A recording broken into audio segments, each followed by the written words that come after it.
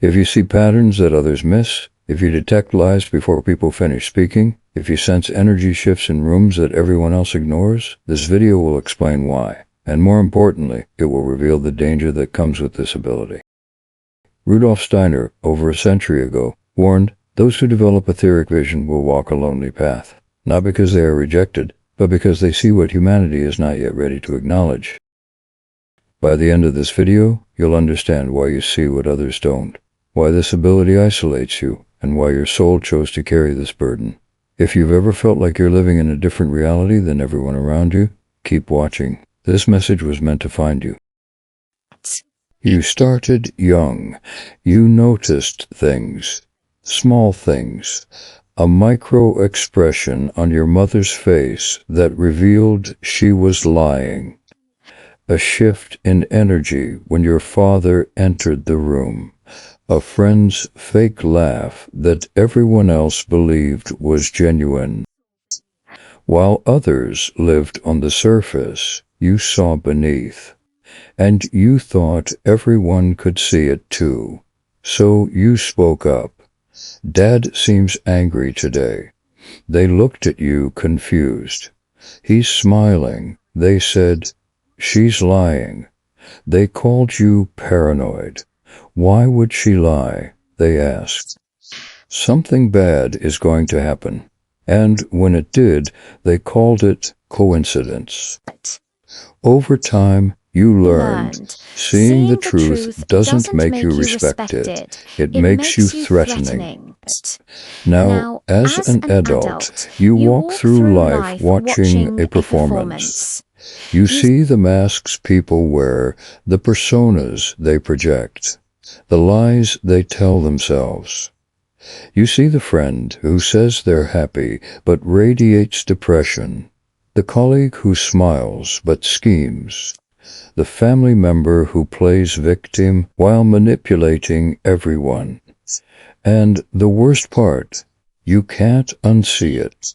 You can't turn it off. Your perception is a gift and a curse. You feel crazy. Am I making this up?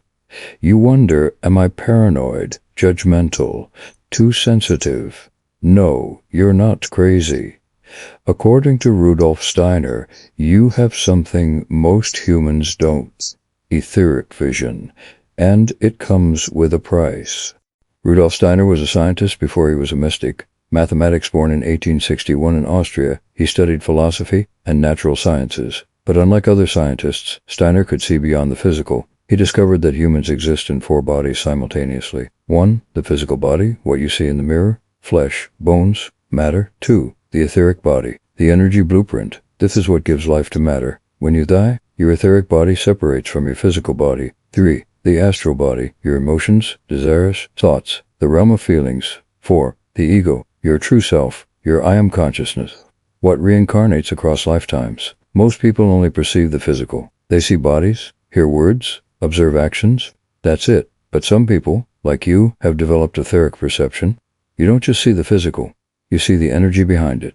Steiner called this imaginative cognition, the first stage of spiritual seeing. You perceive what's hidden. Intentions, emotions, energetic states, lies, truth. And here's what Steiner discovered. This ability doesn't develop randomly. It develops through trauma, spiritual practice, or karmic memory. If you have etheric vision and you never meditated, then your soul already developed it in a past life. You were a priest, a shaman, a seer. You came back with your spiritual eyes partially open. But Steiner warned, seeing the etheric realm in a world that only believes in the physical will make you an outcast. Not because you're wrong, but because you're ahead. Now we've reached the core question. Why is seeing dangerous? Steiner identified 5 reasons. Danger 1, you threaten people's illusions. Humans need illusions to function. They need to believe their partner loves them, their boss respects them, their life has meaning. These illusions are fragile. When you walk in and see through them, even without speaking, your presence destabilizes their reality. They feel it, and they resent you for it. Danger 2, you can't fake connection. Most human relationships are transactional and shallow. Small talk, surface pleasantries, performative niceness.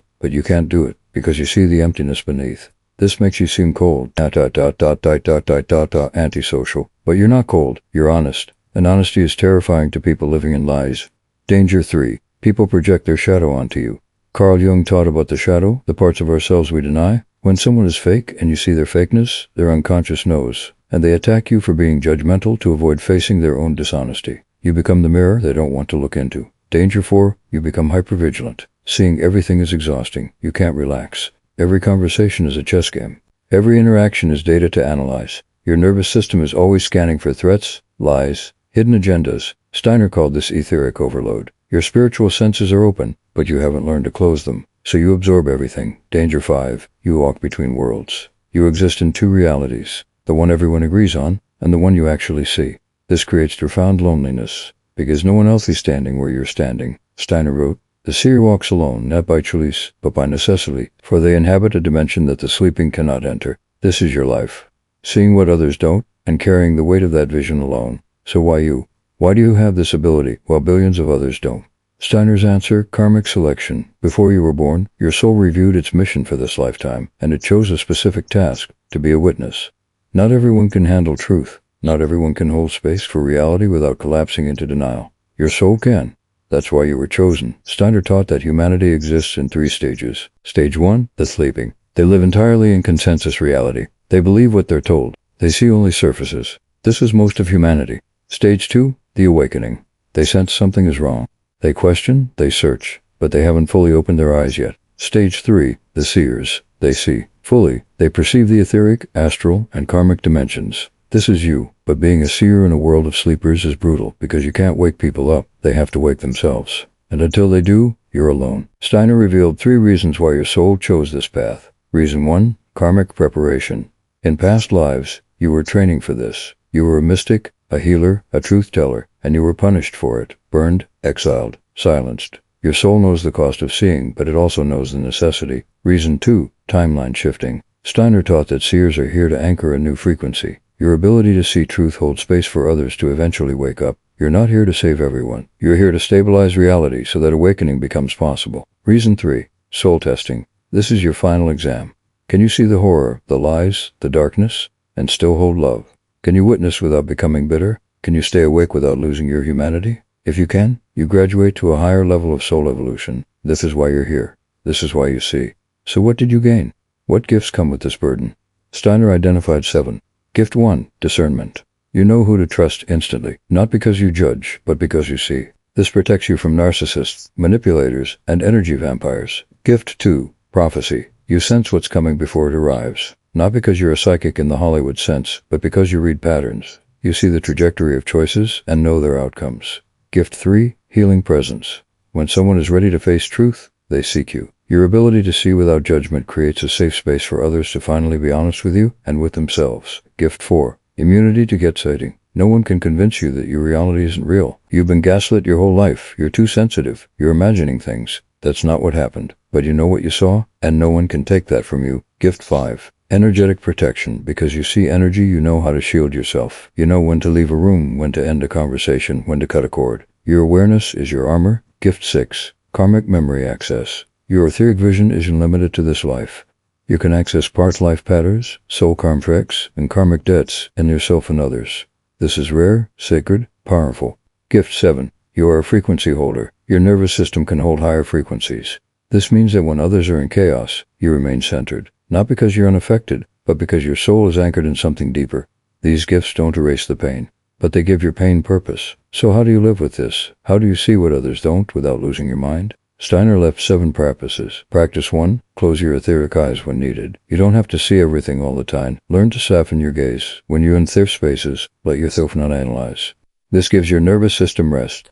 Technique, place your hand on your third eye and say, I choose rest now. I release the need to see. Practice 2, find your soul tribe. You won't find them in normal social settings. Look for other seers in spiritual communities, retreats, online groups. When 2 seers meet, the relief is palpable. Finally, someone who gets it. Practice 3, journal your visions. Don't keep everything in your head. Write down what you see. This externalizes the information and prevents etheric overload. Steiner kept detailed journals. Do the same. Practice 4, protect your energy field. Before entering crowded spaces, visualize a golden egg of light around you. This doesn't block your vision. It filters it. You see what you need to see, not everything. Practice 5, accept that most people won't understand you. Stop trying to explain. Stop trying to prove you're right. Your job isn't to convince anyone. It's to hold your truth quietly and let it magnetize those who are ready. Practice 6. Develop compassion for the sleeping. It's easy to become arrogant. I see and they don't, so I'm superior. This is ego. Steiner warned against this.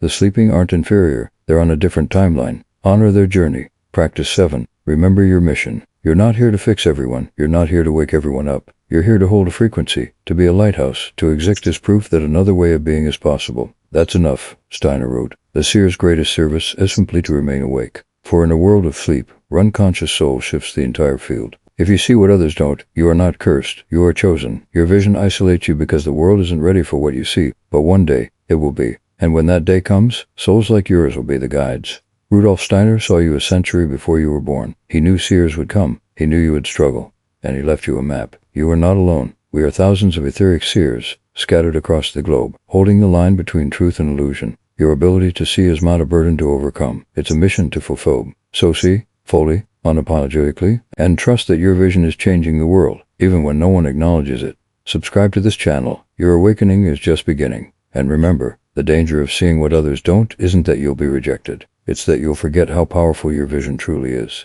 Don't forget silence. 3 segundos, final visual. The seers are waking up. Will you answer the call?